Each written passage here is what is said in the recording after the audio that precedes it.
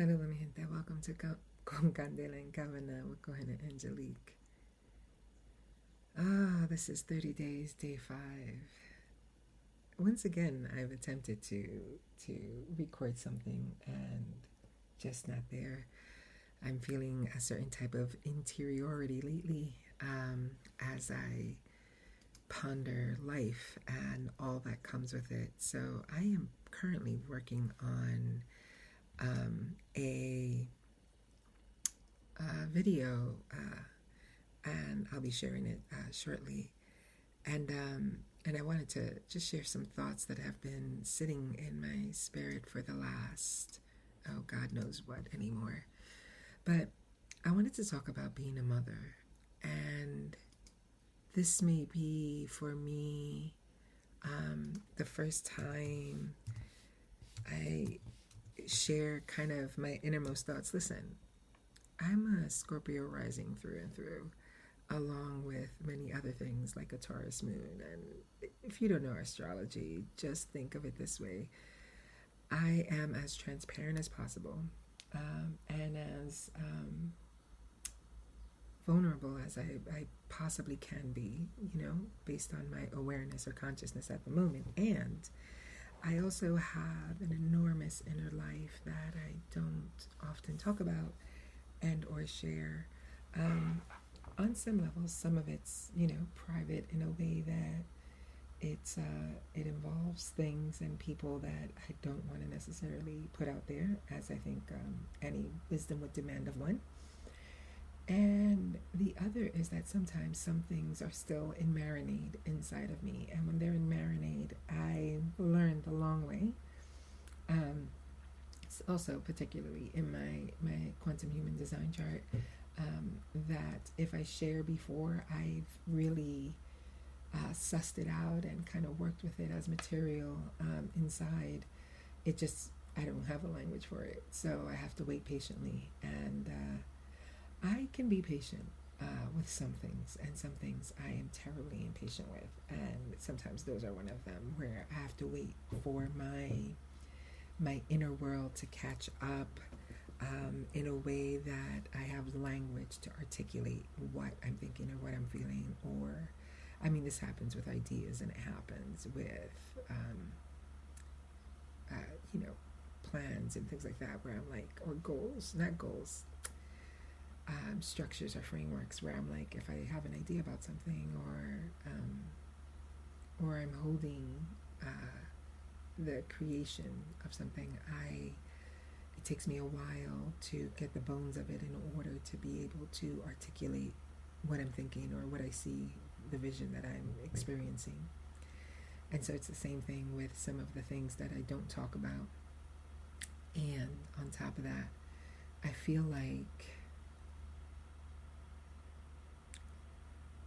lately I find myself more and more wanting to talk about and wanting to share, ergo the 30 days, right?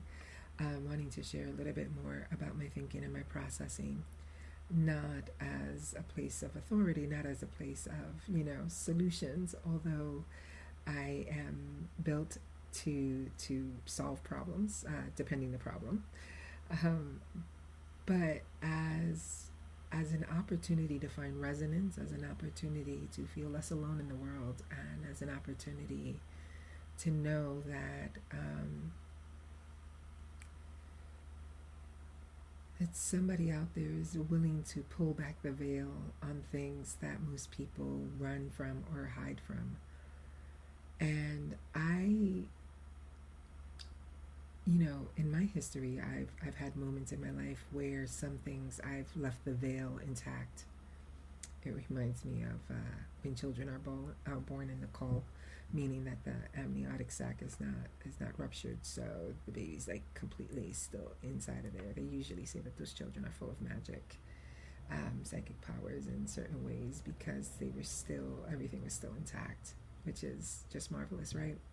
But it's kind of the same thing, where I think that sometimes we're so in our own bubble and in our own struggle, and the amount of relief you can feel sometimes when somebody shares about a thing. And so today I want to talk about being a mother. I am doing this while my granddaughter takes a nap, so I'm trying to keep my voice low because she's on my bed deliciously napping. And right now, stirring up. Let me go get her pacifier. Okay, I had to put some music on so that can be the dominant sound. Because my voice, when I'm like this, is so bassy that you can hear it rumble across the room, even at this whisper or attempt at a whisper. Anyway, so let me just jump into the mothering because I feel like I want to make sure that I am able to share before she reawakens into this dimension. You know, I think that mothering is a very fascinating and beautiful experience. And I remember as a child just thinking to myself, I can't imagine why anybody wouldn't want to do this. I remember at some point feeling really upset into my teenage years, actually, my preteen teenage years, because I thought that feminists were missing the point in that everybody wanted to go out and prove themselves and show up and fill in the blank. Now, this is, vast generalization, but it's how I experienced it as a teen, or preteen, growing up, period. I'm like, y'all want to go conquer books and jobs, but who cares and nurtures the children? Who is to show you how to tie your shoelaces and show you how to do all of these things, and love on you and be there for you. And it is probably helpful to know that, not unfortunately, I think it was a resonating show for me. Little House on the Prairie. I used to come home every day after school.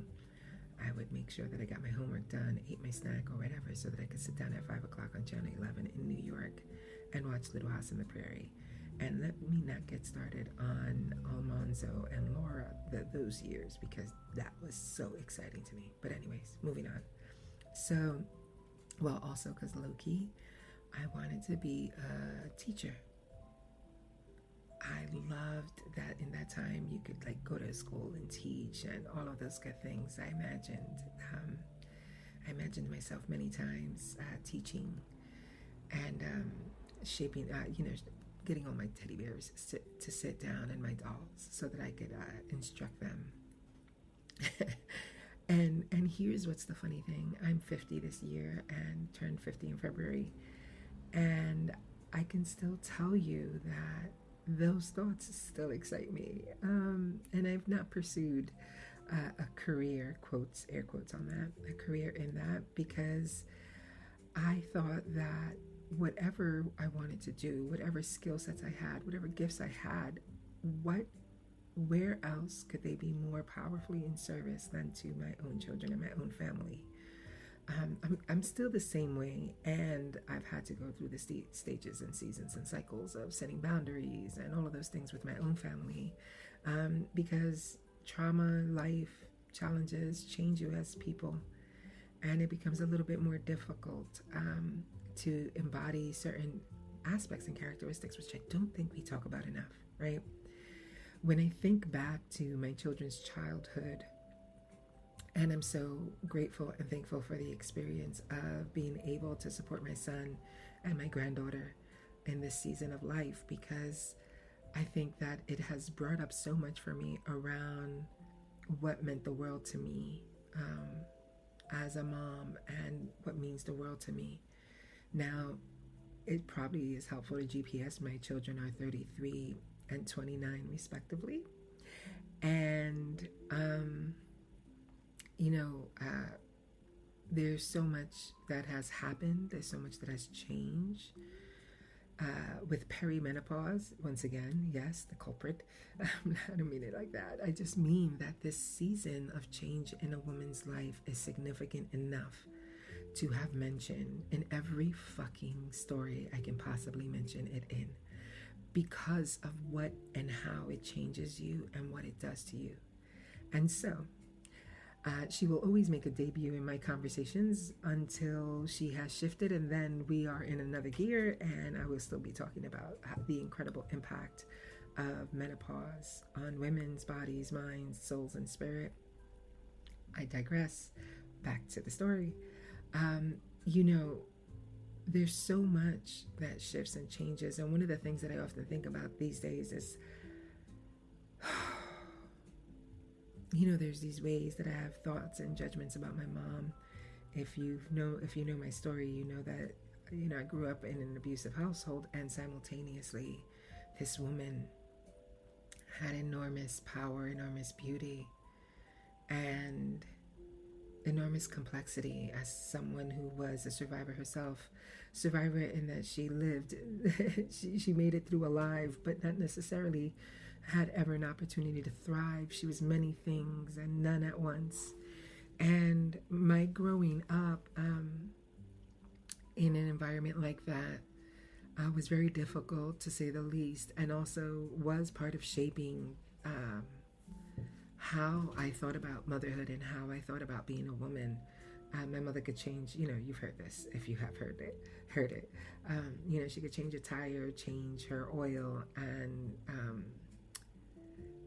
what couldn't she do? Make a delicious dish, sew you an outfit, braid your hair, create a Bible study that will blow your mind, teach. I mean, my mom could do so many things. My mom was also a woman of color in a time where the ambition to rise financially was pressing on her, not because she was just ambitious, but because we were poor. My dad worked as a doorman in New York, in Manhattan, and they barely made it. Lived paycheck to paycheck, and my mom had a certain fire. She wanted to get beyond that, beyond the subjugation of that. And I didn't understand all of those things. There was so much I didn't understand. I wish I would have known enough to have enough humility to understand that I didn't understand. But part of growing up and part of being a young adult, a teen, and all the things in there in between,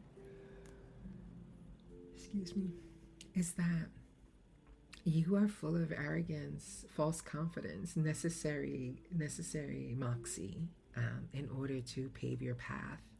And depending on your parents' parenting, that either is an easeful journey or one that is full of a lot of contradictions and a lot of challenge. I've seen both. I was somewhere in the middle. I was, try to be as loving and caring with my kids and as open to them. And of course, they'll tell you now, I was a lecturer. I mean, we were sitting down and having long conversations about everything. I mean, maybe it was more like me talking and then listening. And I would ask questions and things like that. But, I recognize now that I am formidable as a parent, as a person. And so it doesn't make, if there's a power dynamic, it doesn't make it easy to step into your power in that way, because it feels intimidating. Not that that's what I intended. It's not how I wanted things delivered, but it just was. Having said that, I also made enormous mistakes. I was in an abusive marriage myself for a really long time. And the way that distorted the things I love the most, is almost unimaginable, hindsight 2020. And I for many years was just, present with parenting my children, and under the circumstances with, my children were neurodivergent, now that I understand it, right? And that expressed differently. And my son was a very colicky baby, but not the ultimate colicky where he was crying all the time. It's just his sleep was a dysregulated nervous system, of course, right? Because it's just a natural thing, but of course because I was young and I experienced a lot of abuse and a lot of challenge, and my nervous system was shot. And so that poor baby, miraculously, and as beautiful as he is, had his own rough start. And Ariana, when my daughter was born, I mean, I was a young mom. I was 16, and I had a fever. She had a fever. She had to go to the NICU. I couldn't see her. I couldn't touch her. I got a moment to, count her and all of those things, count her toes, count her feet, and her hands, and all of those things. And then they took her to the NICU, and for a couple of days, I couldn't. I was running a fever. She wasn't taking milk, keeping it down. It was just really rough. It was a rough beginning. And then when I had my son, I was already in this relationship, in that marriage, for a couple of years, maybe 3 years. I had a miscarriage. I had 2 abortions already. Just trying to grapple with the mother I wanted to be, the way I wanted to live my life, and simultaneously the fact that I was in this toxic relationship that I didn't know how to unhinge myself from. Oh, so much. And I'm a Gen Xer, so for a period of my children's childhood, they experienced spankings, and sometimes, I would lose my temper and yell, or I had moments that weren't the greatest, that are the grief that I hold sometimes as a parent. And I've also had to learn to give myself compassion, because I was in extraordinary circumstances, that the demand that I had of myself inside of that was unrealistic, and that I was going to have these moments, and they were going to be imperfect, and they were going to hurt my children, and hurt them, meaning that they were experiences that some stuck with them and some they remember, and it's not what you want your children to remember. It's not the experience you want to have. And there's something about my own parenting and my own experience and my own shortcomings and my own loops and patterns and all of those things, even as a generation that broke a bunch of curses and, how we would name that, had a lot of breakthroughs and rewrote the script. I still have in my history moments that I wasn't the greatest. And when I look at that now, I'm like, oh man, chick, you were in some serious shit in that marriage. He was controlling, he was abusive, he was a million things, and my adorable little young ass thought that was okay because it's what I came from. And it was just the unfortunate pieces around, the things that if you have to tolerate them, they become tolerable.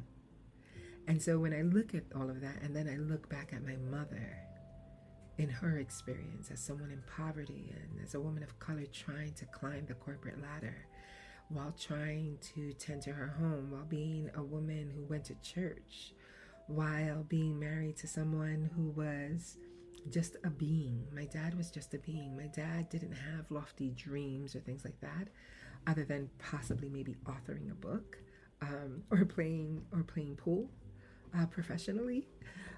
Other than that, my dad was like a really simple guy, and he worked these weird ass hours at night, in the morning. It's just crazy. And they were trying to make it. They were trying to survive.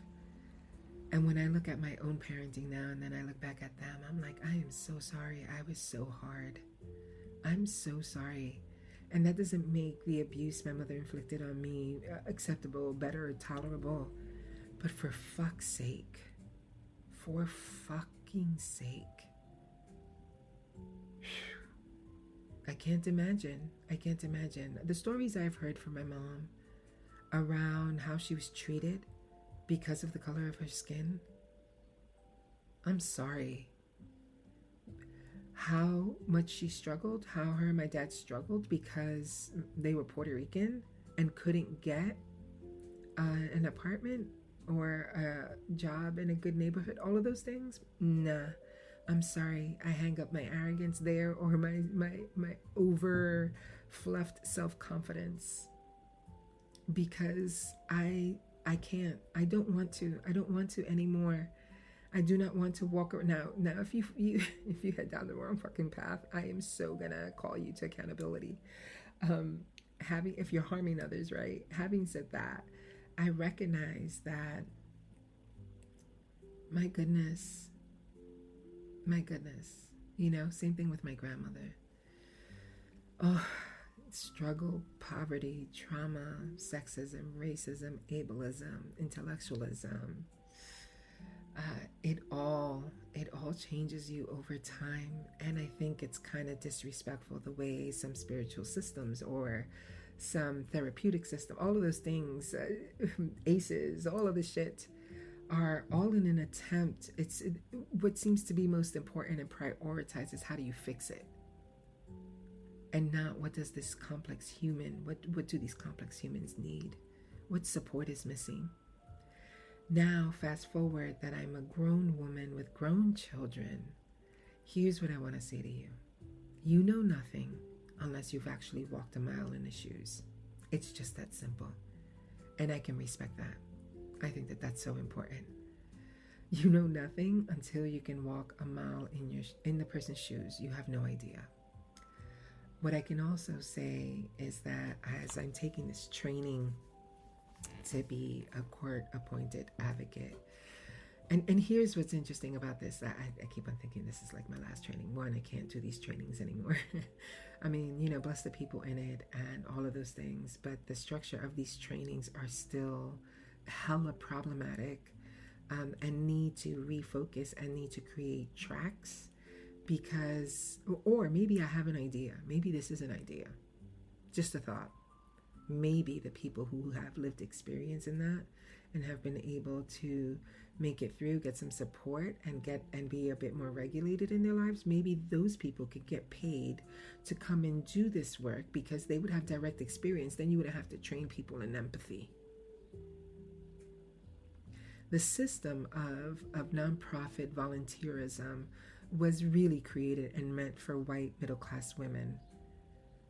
And sorry, if you don't understand that and you don't know that, then I would suggest you go study your history. In the same way that social services was not created to actually help people. It was created to mitigate the resources that the rich were trying to offer to the poor for tax breaks. Well, there's nothing wrong with tax breaks. And what it actually does is continue to perpetuate the idea that there has to be something in it for you to help. You must derive some benefit other than the satisfaction to know that you're arriving at a place where you're able to support another human being. So there's that. This is like that part. I want to talk about trainings, but in another session, right? Like in another podcast, because I feel like, well, one, it's one of my passions to create, to design learning experiences that are equitable, that are trauma informed, and all the stupid words that we use now to describe something that is actually grounded in humanity. But I'm going to move on so I can get back to the thing. Taking this, so I'm sitting here taking this training, and I have very specific reasons for why I'm taking it, that are very personal.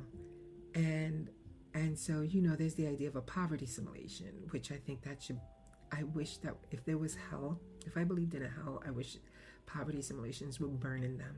It is one of the most fucking disrespectful things in the world. Just like this, put yourself in another person. You can't. Stop trying. Learn to have empathy and humanity in the way you'd like to receive it for something you don't understand or know the experience of. Also known as, shut the fuck up if you don't know the experience of. Be in listening. Okay, I'm going to leave that there, I think, maybe. As I'm sitting there, I'm like, nope, been through that. Nope, have that lived experience. Nope, have that lived experience. As I'm going through the course, anywhere where I'm like, have a lived experience. I don't need a what if, a hypothetical. I don't need that. And this is why it needs to change. It needs to change because it's actually not meeting the needs. It's prioritizing white supremacy. Generally, people who do not know, who come in with the spirit of helping. I've taught about the helper helping, and the problematic nature of that. And so It is not the helping itself, it is the quality, the mindset, the perspective, the thing that actually people are using as the metric for it that I have a problem with in a big way, and where it's stemming from. But as I'm moving through that, I'm like, oh no, I've been through that. And I hear people's comments, other classmates, I hear their comments about certain aspects. And I'm like, oh shit, well, been through that. As we're talking about teenagers who had to jump from home to home, whose lives were upended by abuse or neglect, and how hard they have it. No, know about that. No, I actually know about that. I was shipped back and forth between my parents and my grandmother in a perpetual loop of what felt like rejection, because I had a mouth on me. My father was trying to keep me out of my mother's hands because my mother, was still beating me. And simultaneously, because he had a new wife and his wife had her own issues and her own trauma with her 2 sons, then that became an issue for her. And so then I had to get shipped because I was being too problematic, too difficult, because I wouldn't shut the fuck up. Then I was shipped to my grandmother, who then put me in the care of my aunt. Because where my grandmother lived, it was an elderly place, and you couldn't have young people there. So I lived with my aunt in Florida for a couple of months before I went back to Puerto Rico with my mother after she had a car accident that left her, that left both of her legs in casts, and my siblings, like, trying to be tended by somebody who could barely walk. A mess, a huge mess, right? Like a lot. There's a lot in my history and in my past that was difficult. And my expectations of me as a mother to experience a serene, grounded, nurturing motherhood, which is what my dream was, right? Like I wanted to nurse my children and all of the things. And I did to some degree. While in a living hell, while trying to have a daily life that was full of beauty, whimsy, order, flow, all of the things I thought was missing from my childhood. I was trying to recognize ways that I could do that for my children and how I would bring that about for them. And it was challenging. And it was challenging being alone in a relationship. It was challenging being constantly pressed on and split into a million pieces, having very little support, very few people to be able to talk to about these things that were happening, and about how hard it would have been for someone back then when I was younger, without my high school diploma, those smart as shit, those, trying to start my own business, all of those things, but how hard it was going to be to try to get on my feet because I was in an abusive relationship. Now, fast forward, I did make some moves, but not enough to build the ground under my feet solidly. The choice was between the struggle of trying to find a babysitter and care for my children, and getting a job and trying to find a place, and then living with the threat of my ex-husband, whose father had money, taking me to court to take my son away. There was so much going on for me as I was growing. And people love to talk about the prefrontal cortex and its development and maturity. I was more mature at 17 than many grown-ass women I've known. Which is really challenging to say, but nonetheless, it was a reality. I knew that I wanted to be a mom. I wanted to be a lot of things, but I wanted to be a mom and be present. And I did so imperfectly. And I stood in a toxic relationship, as do victims of abuse. And it cost my children, it cost me. And when I think about mothering now, I recognize why people often say, it is the sacrifice you make as a mother can never be fully understood by your children or by anybody unless you've gone through the experience. And there is a way that idea, this this the expectations that live inside of, that are our conditioning, societal conditioning, family conditioning, are unrealistic when there is not enough support. And here's what I find the common denominator across all. I've worked with youth, I've worked with women in domestic violence shelters, I've worked with people in prison, I've worked with women in prison, I've worked with people in organizations, I've worked with people in different sectors, and unequivocally, hands down, still, still, I find the common denominator to be that people don't have support systems. And the little support systems that there are at a nonprofit level, a communal level, are not just overwhelmed, overworked, and simultaneously have wait lists the length of, I don't know. I don't even know what to equate it with. I don't know what to equate it with.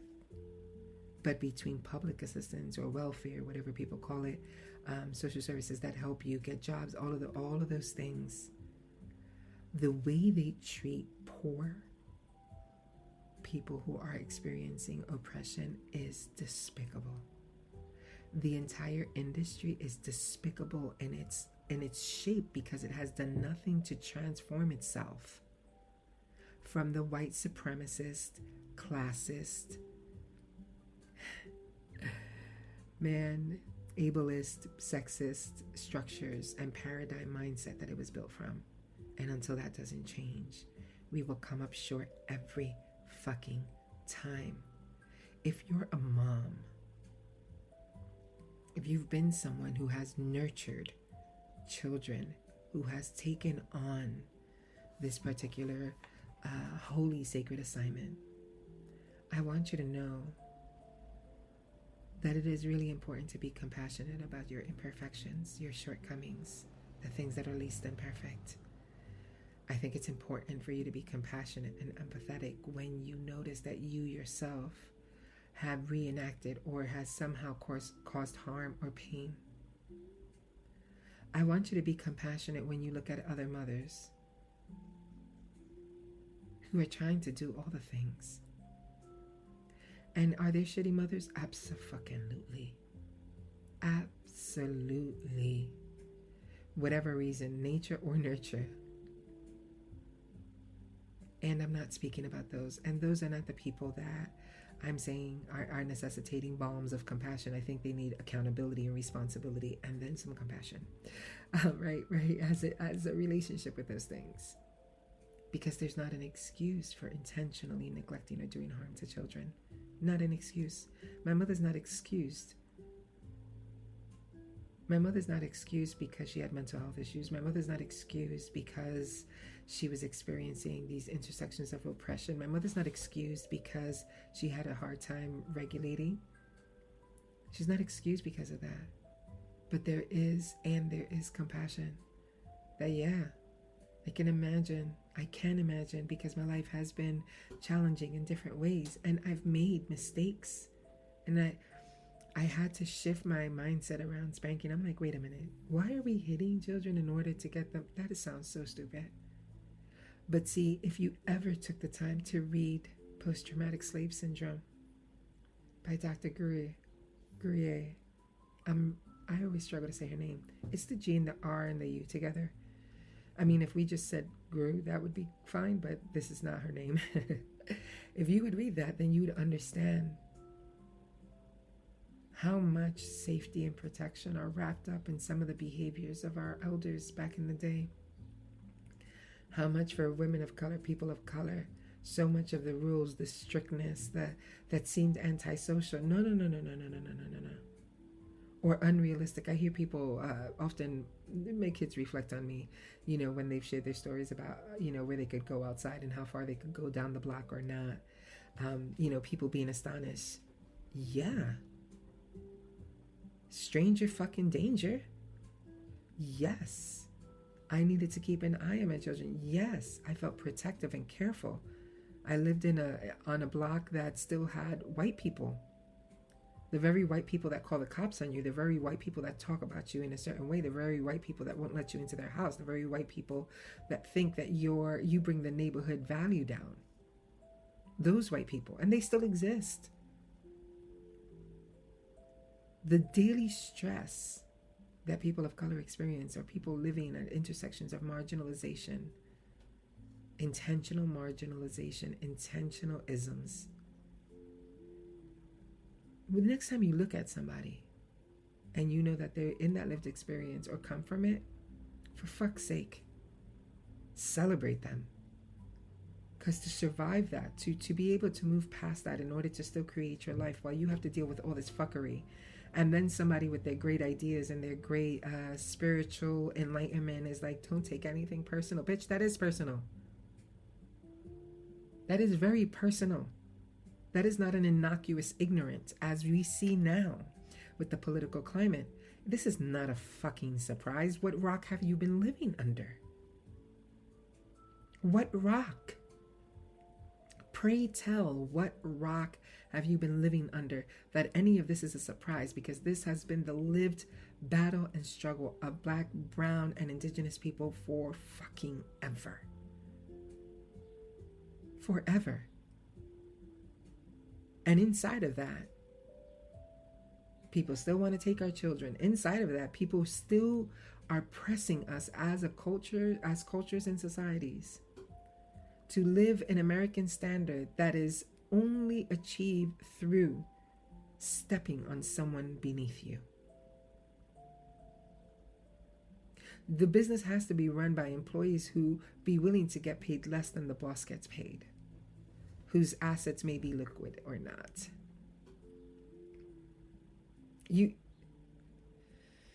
But do you see what I mean? I understand things now that I didn't understand. And what I mean by understand is that inside my being, I now have a reference point based on personal experience for an experience that has been shared by others. I can stand under this because I know it. I know it for myself. And to me, there is nothing holier than being a mother, nothing more sacred. And it is the job, the responsibility, the accountability inside of that goes unnoticed, unseen, undervalued, unappreciated for a really, really, really long time. And often for some mothers, they never experience what it is like for somebody to look at them with marvel, because they chose to give life, and then on top of giving life, they chose to nurture and nourish it as a priority. Excuse me. When it is the labor, it is a labor of love that goes unrecognized in the society that we live in. Because now what's rewarded is when you're killing yourself in a job and you work your way up and you've been a good worker. You've been a contributing member of society and not a burden, because you earn your own paycheck and are willing to die for it. You're willing to die for that. Many do. You see, when I buried my mother, I buried a woman whose body was sick with cancer. Not just because it was just, it was sick with cancer. It was because her body had endured so much, stored so much pain, so much grief, so much struggle, so much sorrow, so much oppression, that its conditions were compromised. We all have cancerous cells in our body, waiting for the right conditions. And simultaneously, people that are born already. So when you tell me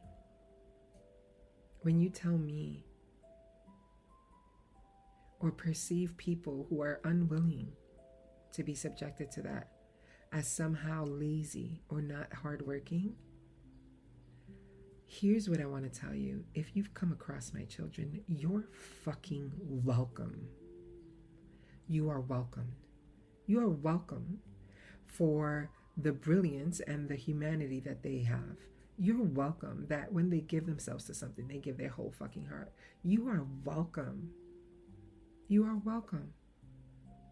You're welcome that they have chosen to listen to their souls and are willing to grapple with things. As I watch my son, who we live together at the moment, right? Because to me, I can't fathom my children having children and not being available to support. I hear when people say it's my time. I hear it. I understand. My time for what? Exactly. To think about myself, or to go subject myself to the mill of hard work so that I can pay my rent and scratch pennies? What? I'm sorry. What is the thing?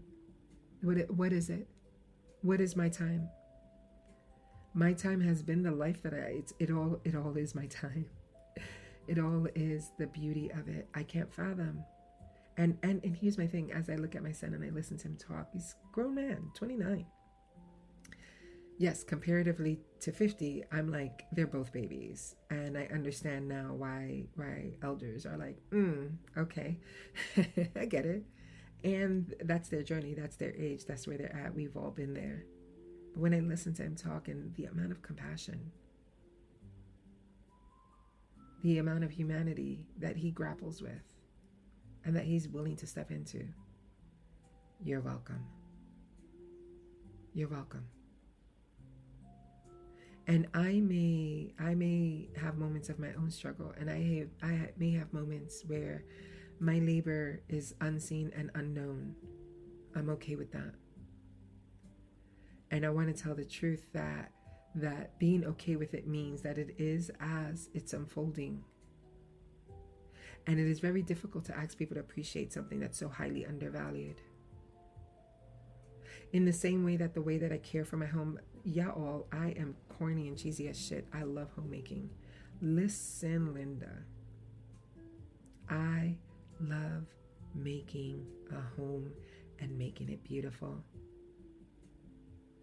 Another offering that goes diminished and unnoticed. People who make the world beautiful, the people who make the world beautiful where you sit, the people who organize and help create parties and what have you, that make it so that you feel out of your mind supported and in love and held and all of the things. It is an offering of love to be a mother. It is an offering of love to be a grandmother. It is an offering of love to be a space maker.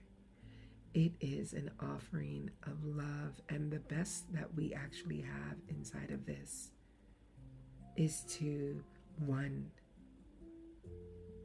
how are you supporting the mothers around you? How can you make the load light? When people say, how can I support you? It's so hard to figure out like what you can do. Can you make the load light? Can you go grocery shopping for them? Can you order food so it's delivered? Can you have a laundry service, tend to their laundry? Can you have somebody, all consensual, of course, but without needing to be begged or told? Oof, right there, begged or told. Mothers have to beg for a moment, beg for care. And some of them don't even utter a word. Just keep on pushing, keep on pushing, keep on pushing, keep on pushing. My mother pushed herself into a grave, trying to be all the things and trying to do all the things. Her body could no longer take it. It turned on itself. And I'm not saying that it's my mother's fault. God forbid. God is forbid. I blame anybody for the tough experiences that they're having because of the intersection of oppression, which is the impact of other people on your life. That is not imaginary. You'll hear me say it a million times. If I could fucking deconstruct that shit from somebody's mind, I would. From like, you know, Men in Black with Will Smith, and I forgot, Tommy Lee Jones, where they have that thing, that stick, and it erases the memory. I would erase the pieces that make people so fucking ableist, sexist, classist, you name it. Because the support would be exquisite.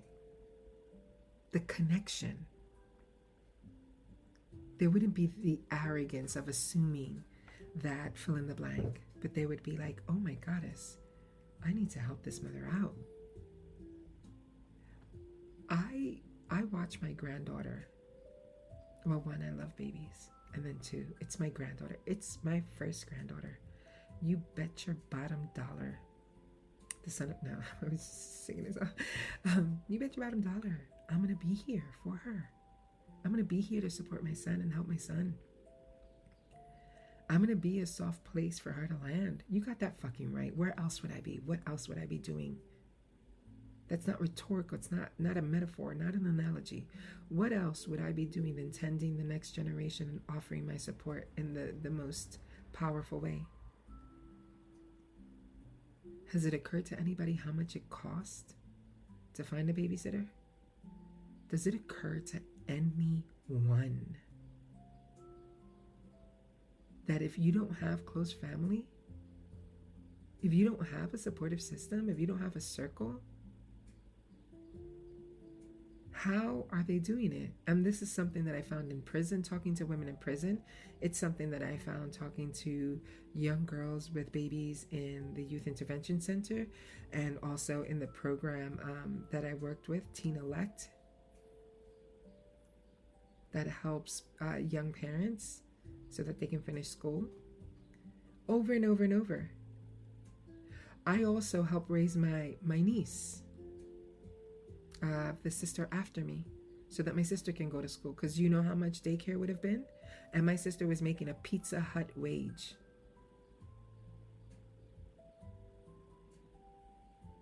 So as I'm looking for work myself, as I'm trying to engage in helping myself, because I must help myself,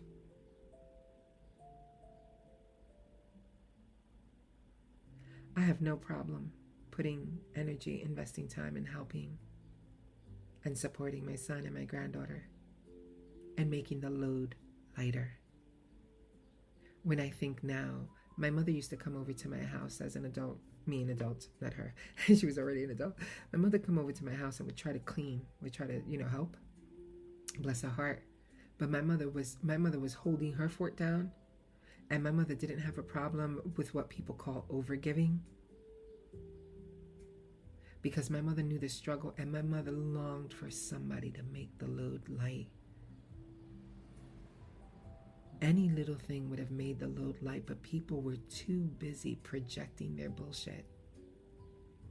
Society was too busy conditioning through narratives of internalized oppression, so that people of color could constantly be trying to prove themselves in some sort of job to get some sort of brownie point, to feel valued, seen, and heard. Because if they were caring for their family, they were just being lazy. They were being nasty.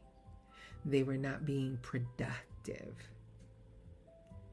But it seems to be a productive idea to send my children to school so that somebody else could teach them, so that then they could still blame me, but somebody else is indoctrinating my children toward an end that makes them servants, and not in a good way.